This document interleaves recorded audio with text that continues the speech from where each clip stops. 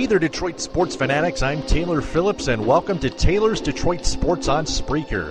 You can also find this and all other episodes of Taylor's Detroit Sports on iHeartRadio. Straight and full Detroit and Michigan sports coverage 100% of the time. If you have any opinions on everything that's going on in the Detroit sports world, call in or send a text message live on the show at 231-429-3668. Also, you can add me on Facebook as Taylor Phillips, online at facebook.com/TaylorGatorPhillips14. Like my Facebook page, Taylor Phillips' Detroit Sports page. Join my Facebook group, Taylor Phillips' Detroit Sports Group. And follow me on Twitter at DT2Phillips with 2 L's.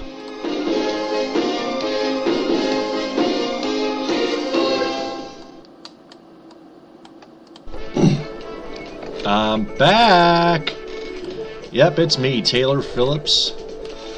And this is episode 130 on Spreaker, Taylor's Detroit Sports. Red Wings and Pistons are on a roll.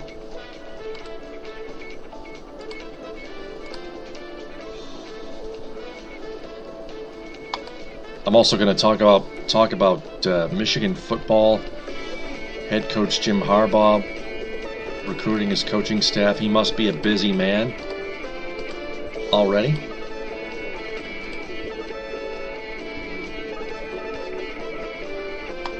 Plus, I'm going to get to some college basketball stuff, and then I'm going to get to the Tigers.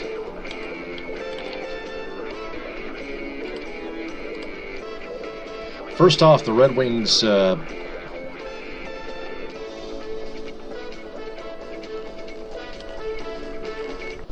finishing the week perfect.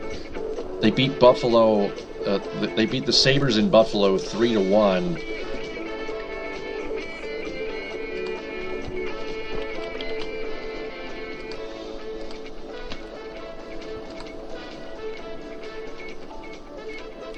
Then they beat the Blues in St. Louis 3-2 in overtime, just barely. And then tonight, they smashed the first place Nashville Predators 5-2 at Joe Louis Arena. The Predators were tied with the Anaheim Ducks for the league lead in the standing in the entire NHL standings with 64 points going into that game. The Blues were another top team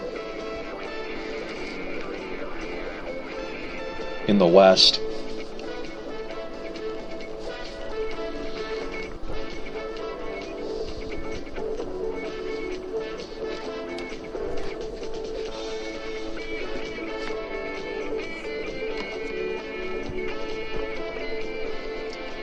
And I have to give most of the credit to Tomas Tatar and Peter Mrazek. Tatar's on a goal-scoring streak, and Peter Mrazek continues to shine, filling in for an injured Jimmy Howard, who was out 2 to 4 weeks with his slight groin tear. And Mrazek has played well. There's no doubt about that.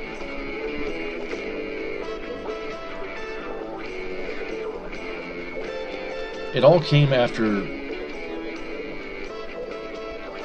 Howard turned the puck over to Troy Brouwer a week ago, and that set the tone for the Capitals' 3-2 victory in Washington.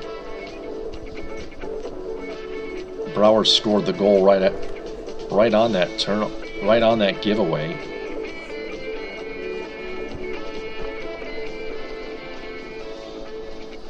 And Howard did the splits and got his groin injured. Paid full price there. I hate to say it, but that's the way it is. If you turn the puck over, bad things happen.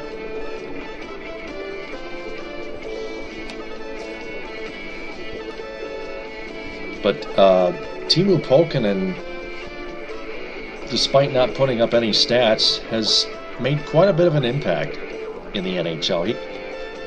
He has a ferocious one-timer slap shot.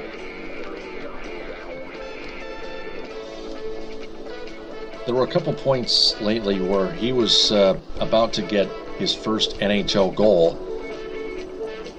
One time in St. Louis where he was inches away from doing so. The puck went wide of the net. And then earlier tonight, a few hours ago, Pulkkinen was ready to one-time, one-home pass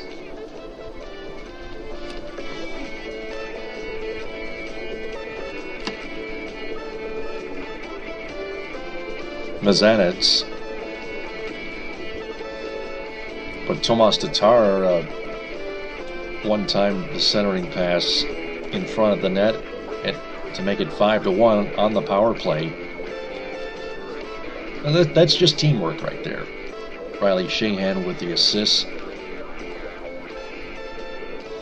He finished with 2 assists tonight. The first one to Gustav Nyquist, who scored. Nyquist thought he scored a goal in St. Louis, but thanks to Justin Ablocator's stupidity by making tons of contact with Blues goaltender Brian Elliott, the goal was waved off. And that was an easy call.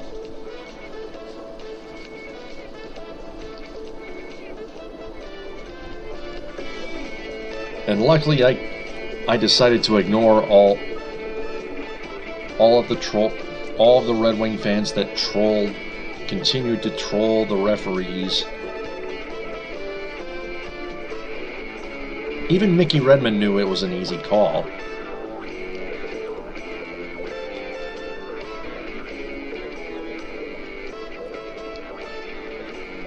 Alexander Steen, with under a minute to go, tied it at 2 to send it to overtime.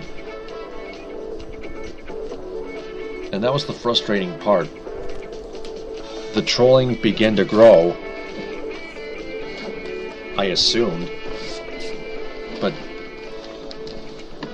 just when Red Wings fans thought this game would go to a shootout, Pavel Datsyuk, with 2.2 seconds to go, wristed a very sneaky shot past Brian Elliott and just barely into the net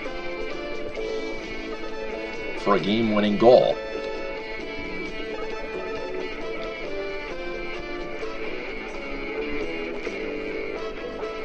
And that was like a James Bond 007 sniper of a wrist shot.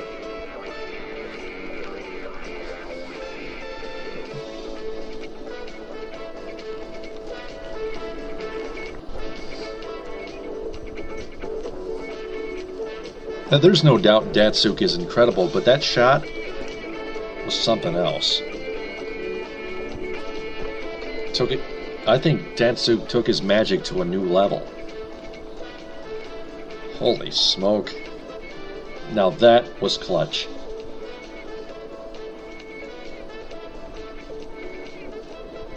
And that got the Blues fans in the Scottrade Center trolling as well. And if we troll, they troll. We're even. Crybaby! How long are you going to keep whining like a child? You're just a crybaby, a coward! From there, the Wings continued to roll. When they returned home from a 6-game road trip, taking on the Nashville Predators, who again were tied with the Anaheim Ducks with 64 points for the league lead. For the lead in the entire NHL standings.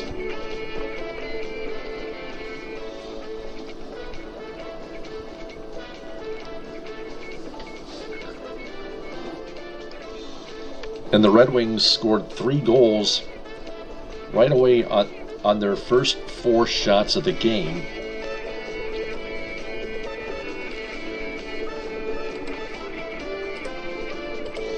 And right off the bat, Chris Hutton got chased.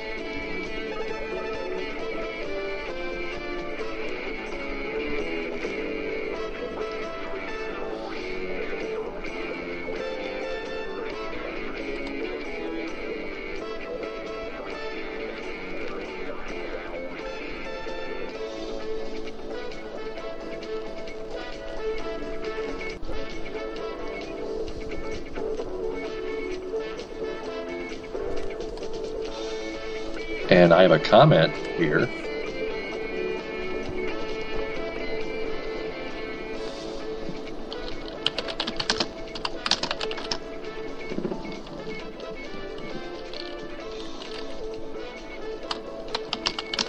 From Prankville, Taylor Hogg, probably a duplicate comment because that's their character. How's it going, Prankville? So the Red Wings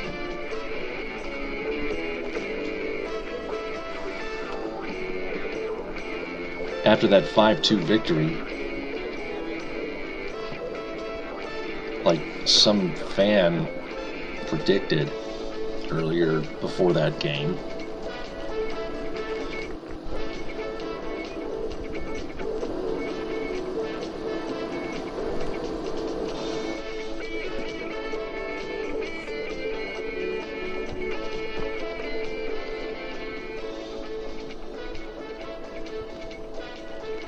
there we go, standings.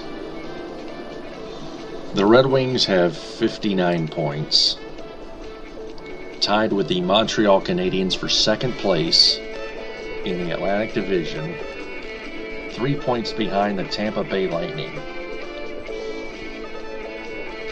You can call in at 231-429-3668. You can also text in live at the same number, 231-429-3668. Looking at the Metropolitan Division, the Islanders continue to lead that division with 61 points, 3 ahead of the Pittsburgh Penguins with 58, and the Washington Capitals with 56 in third place.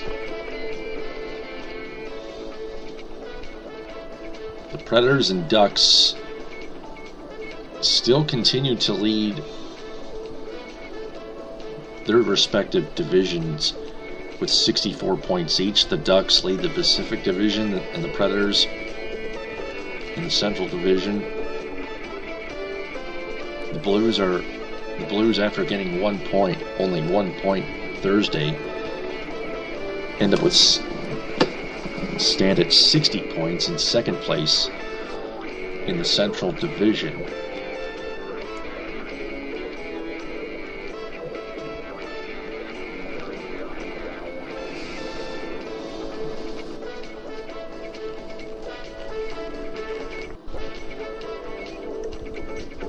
Oh, by the way, speaking of the Buffalo Sabres, the Red Wings' next opponent at Joe Louis Arena, we know the Red Wings beat the Sabres. We know the Red Wings beat the Sabres 3-1 in Buffalo last Tuesday. That was a night where Dominik Hasek got his number 39 retired. He played for both teams. He spent most of his career in Buffalo with the Sabres, but he won 0 cups with them. Then he got traded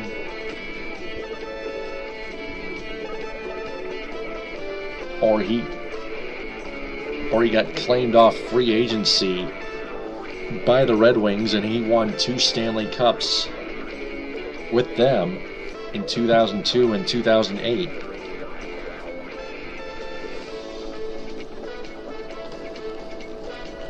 So what does that tell you? The Red Wings beat the Sabres 2-0 when each of those two teams had Dominik Hasek lifetime. The Red Wings were more of a winning team, were more of a Stanley Cup winning team that past decade than the Buffalo Sabres have.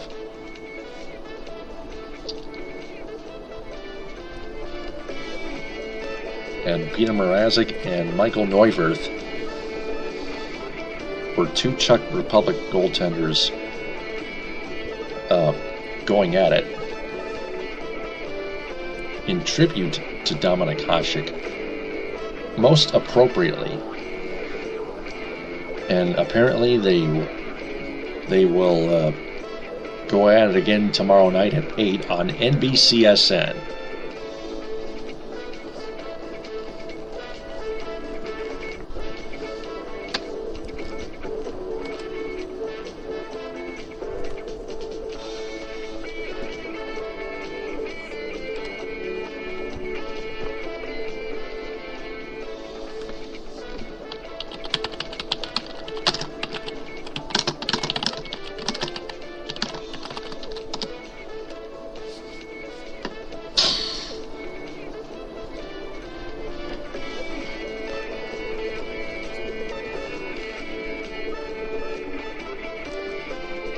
Michael Johnson on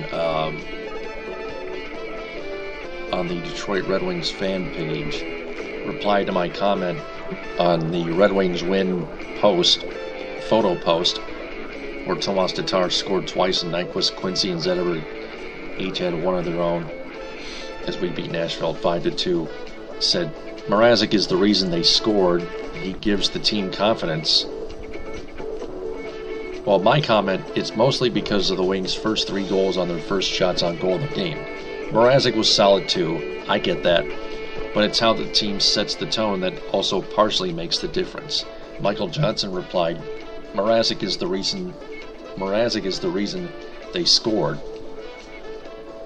He gives the team confidence, as where Howard, Jimmy Howard that is, puts pressure on us, which doesn't help young players. They know if they make one little mistake, it's most likely a goal against Howard. Jimmy Coward. Which makes you play completely different. I agree with him.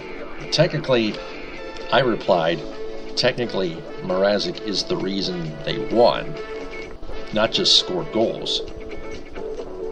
Not just by scoring goals, Mrazek bails them out defensively while they continue to turn the puck over in their own zone.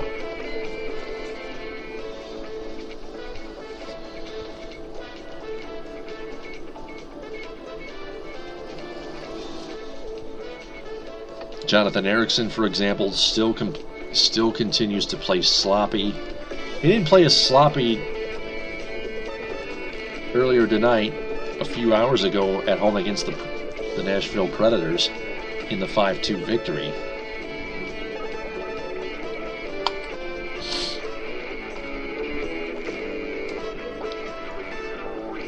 Zetterberg got himself a goal too, but he also committed a costly penalty, tripping somebody with just 4 seconds left in the second period, and the Predators were able to get a goal on the power play. That was Mike Fisher, just 49 seconds into the third period.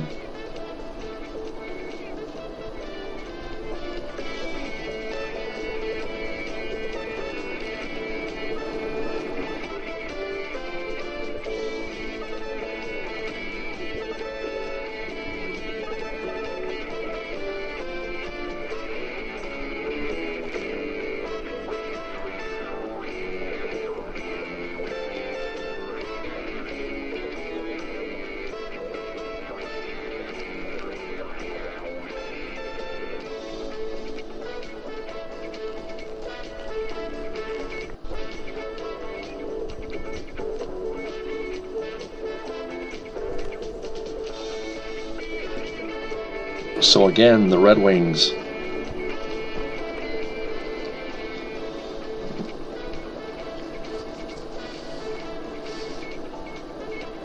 finishing up their 3-game homestand on Tuesday when the Minnesota Wild come into town. Hopefully the Red Wings make a trade for Ryan Suter, their defenseman. I talked with one of the Facebook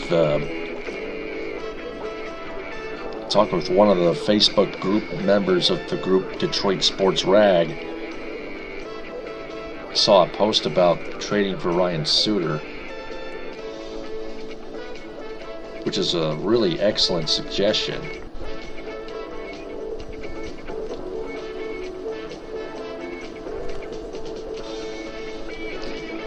And I'm thinking, who should the Red Wings trade for Ryan Suter? They could still possibly trade Jonathan Ericsson and probably Johan Franzen and Dan Cleary.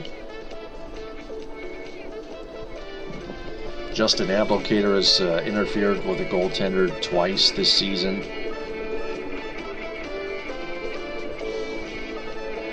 He's about as mule-headed as Johan Franzen. Franzen's on the injured reserve, so he can't be traded yet. I would say just ship Erickson and Cleary. And if Applicator doesn't learn his lesson anytime soon, then he should walk out the door. Not letting it hit him you know where.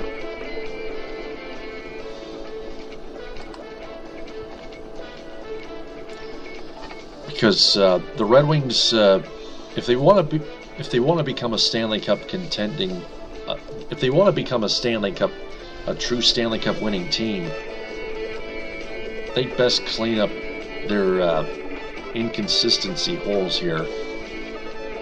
Jonathan Ericsson,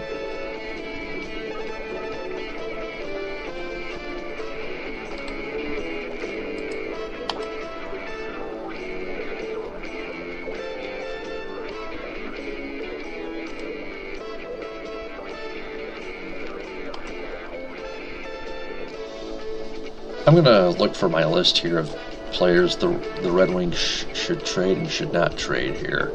I posted it on Facebook earlier Thursday.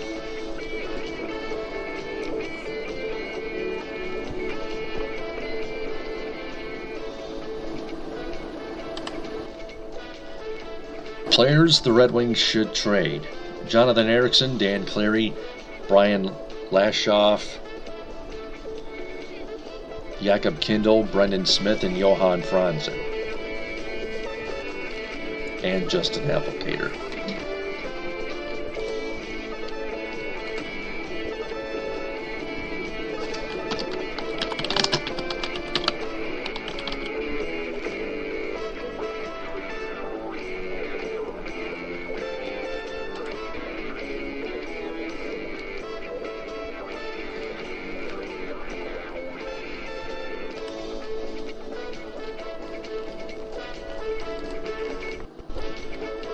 So I'm going to change this here. I had Justin Applicator on the should not trade list accidentally.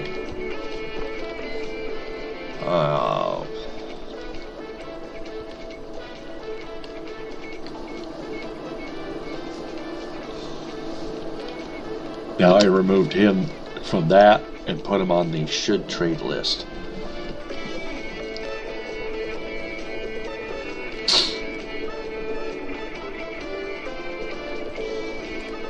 So, what the Red Wings are trying to clean up in terms of consistency is committing too many penalties. That's what Brendan Smith and Jakob Kindl do best. Cleary and Lashoff don't get much playing time.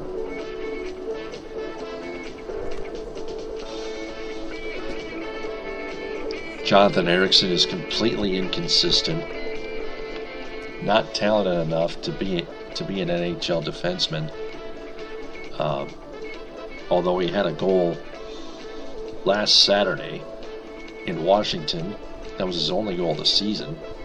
Still a bust.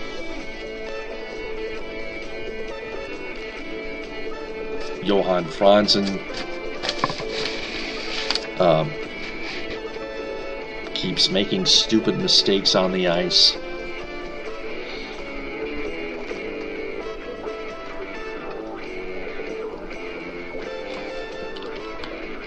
I'm going to put Stephen Weiss on the should not trade list because I just recalled by his name on the roster.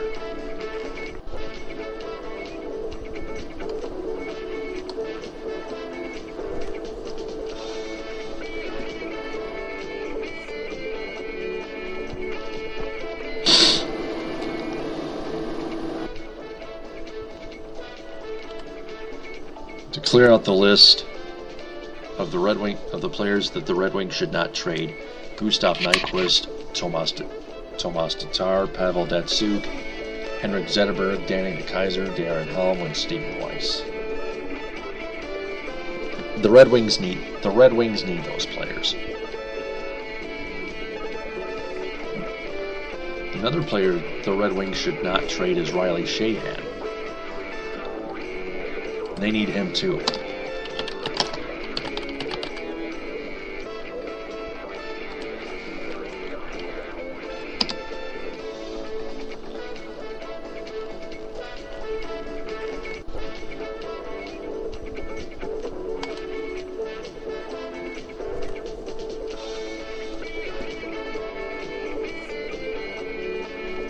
Sheahan has got quick hands, stick handling the puck. Also, Luke Glendening has done an excellent job on the penalty killing unit. The Red Wings need him and should not trade him.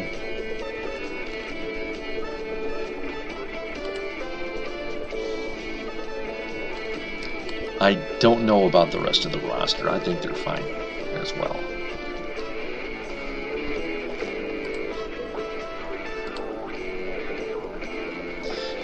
But back to the schedule. After the Minnesota game comes the NHL All-Star break. The skills competition on Saturday and the All-Star game on Sunday. It's all in Columbus, the home of the Blue Jackets, at Nationwide Arena. The Wings Sabres game upcoming this Sunday at 8 on NBCSN, and the Wings Wild game at the Joe. Both games at the Joe. The Minnesota game is at 7:30 on Fox Sports Detroit.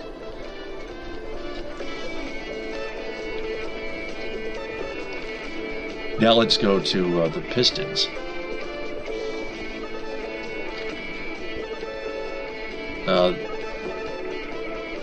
They fell flat Wednesday and got flattened by the New Orleans Pelicans, a team that has also struggled. The Pistons just can't seem to beat the Pelicans anywhere, with or without Josh Smith, but they rebounded barely with a win in Indiana, 98-96. Jennings misses the layup, but Andre Drummond taps it in with 0.3 of a second left.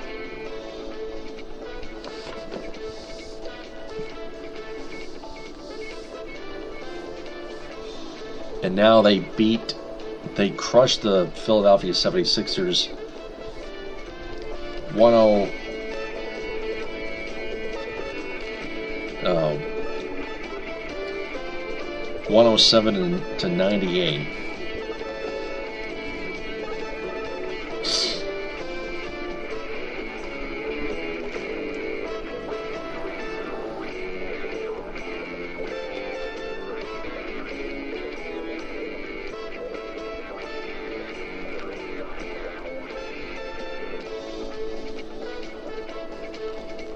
The Pistons should be 16-25.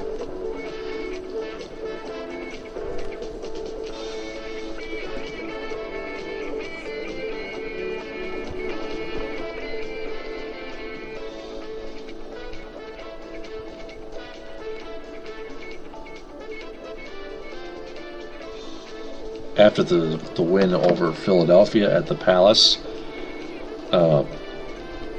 Andre Drummond, Greg Monroe, and Brandon Jennings continue to have double-doubles and clutch moments. Game-winning clutch moments like the one Jennings had in San Antonio a week ago.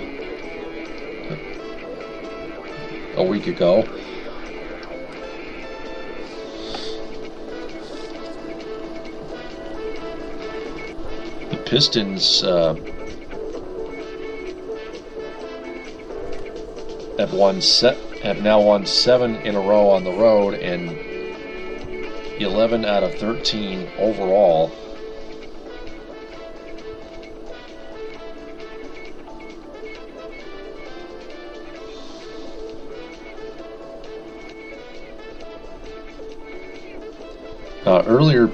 Earlier that week, this previous week, they barely held on. They came back and barely held on to beat the Toronto Raptors at Air Canada Center, 114 to 111 in that string of wins. Pistons' next game is on Martin Luther King Jr. Day, away against the Hawks in Atlanta at 2:30 p.m. Eastern.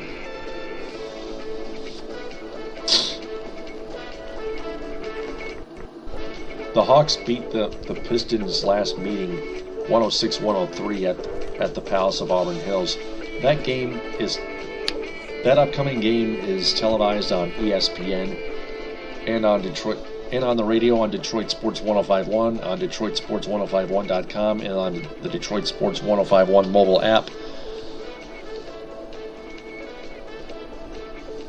And also on all the other Detroit Pistons radio network affiliates. 100.9 FM WLUN in Pinconning, Saginaw, Midland, and Bay City. A division of ESPN Radio. Also WGRY AM 1230 in Roscommon and Grayling.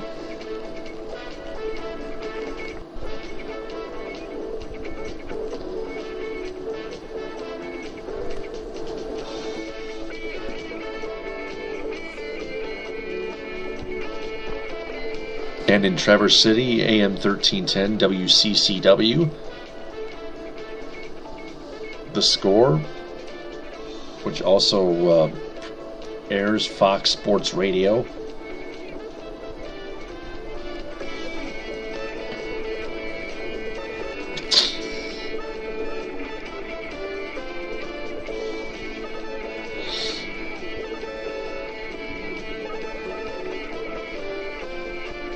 The Atlanta Hawks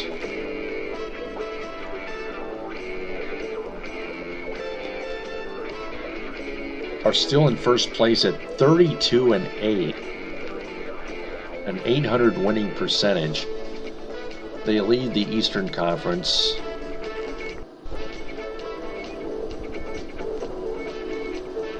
Just a game and a half back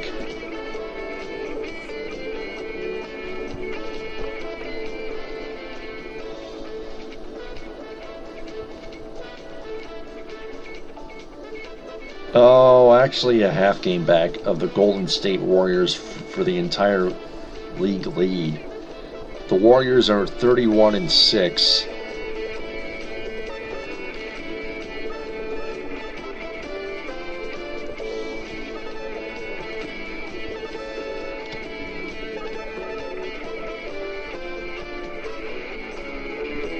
Actually, that's a game and a half back.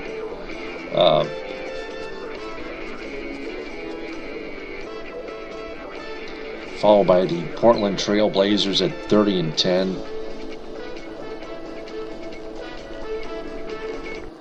The Memphis Grizzlies at 28-11. The Houston Rockets at 28-12. The Dallas Mavericks at 28-13. The Washington Wizards at 27-13. Second place in the East.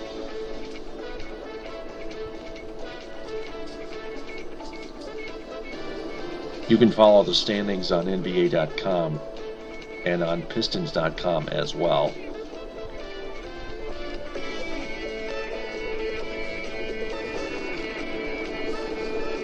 Moving on to Michigan football.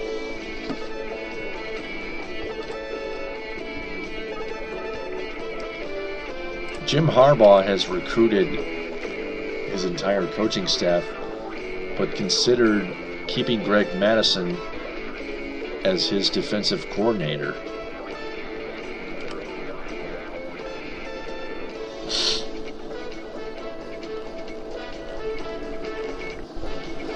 Tyrone Wheatley, the latest, becoming the running backs, the latest new coach, the latest new member of the coaching staff, becoming the running backs coach.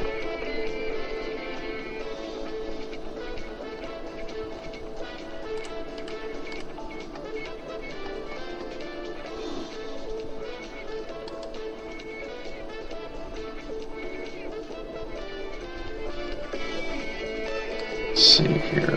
Look at coaches here. Tim Drevno as the offensive coordinator and offensive line coach. DJ Durkin as a defensive coordinator and linebacker coach. John Baxter as the special teams coordinator.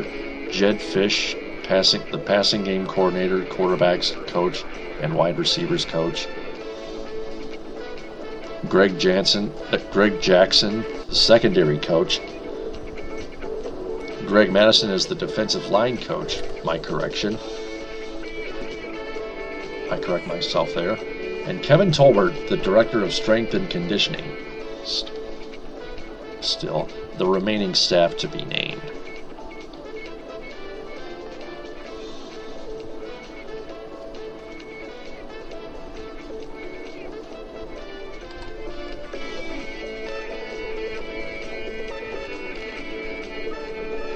The roster has yet to be announced after the spring season,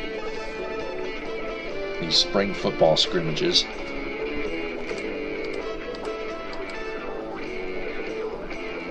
As has the roster. So Jim Harbaugh, again, had been busy.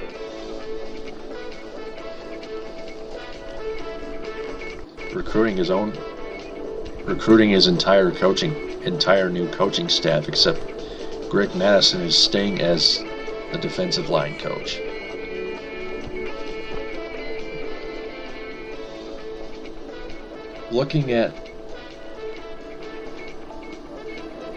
Speaking of college sports, we go to college basketball. The Michigan Wolverines men's basketball team just barely pulled out a win over Northwestern 56-54 over the Wildcats at Chrysler Center. Earlier, the Spartans took another thumping at Maryland from the Terrapins 75-59. Terrapins were 14th ranked going into that one. The Akron Zips beat the Central Michigan Chippewas 82-76. The Western Michigan Broncos beat the Toledo Rockets in overtime 81-78. The Detroit Mercy Titans lost to the Green Bay Phoenix 70-64 in Detroit. And the Eastern Michigan Eagles prevailed over the Northern Illinois The Eastern Michigan Eagles prevailed over the Northern Illinois Huskies in Ypsilanti 54-46. Later today at 3 p.m., the Oakland Grizzlies take on Albion College in Oakland.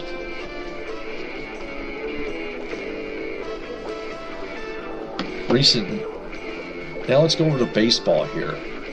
Recent news has confirmed that the Tigers and starting pitcher David Price have avoided arbitration, signing him to a one-year, $19.75 million contract, which means he will be a free agent after 2015, after the 2015 campaign.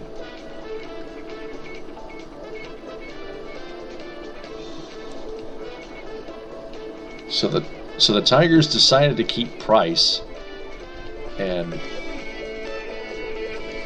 which leaves a tug of war between Max Scherzer and James Shields. The Tigers were the front runner-up to keep to sign Max Scherzer to a high-priced long-term contract. Now here's the deal. Here's the exact difference. They decide to lock Price up for just 1 year on a worth a cheaper price, a much cheaper price, so they can save up the payroll. Again, that contract money is $19.75 million.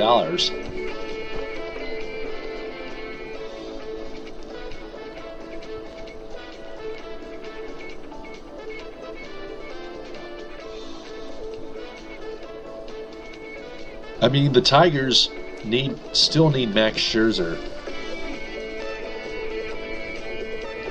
who has performed better than James Shields. But there's also the money side, the money aspect of the situation, where James Shields has a lower price than Max Scherzer does.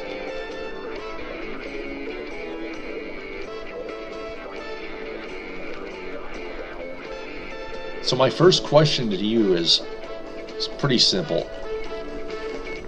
Which starting pitcher would you rather have, either because of greatness on the mound or the money? Max Scherzer or James Shields? Call in at 231-429-3668 or text live real quick before time runs out at 231-429-3668. Also, if the Tigers were to keep Scherzer and Price and get Shields, would they also consider demoting Alfredo Simon to their bullpen?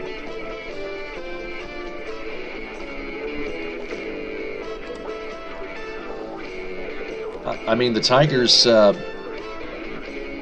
bullpen is pretty much all but set. They could use a couple more relievers, like Kyle Lobstein, for example. They would have kept him in the majors by using him as a relief pitcher, and they could use Simon as a relief pitcher as well. Simon's not really does not have starting pitcher statistics.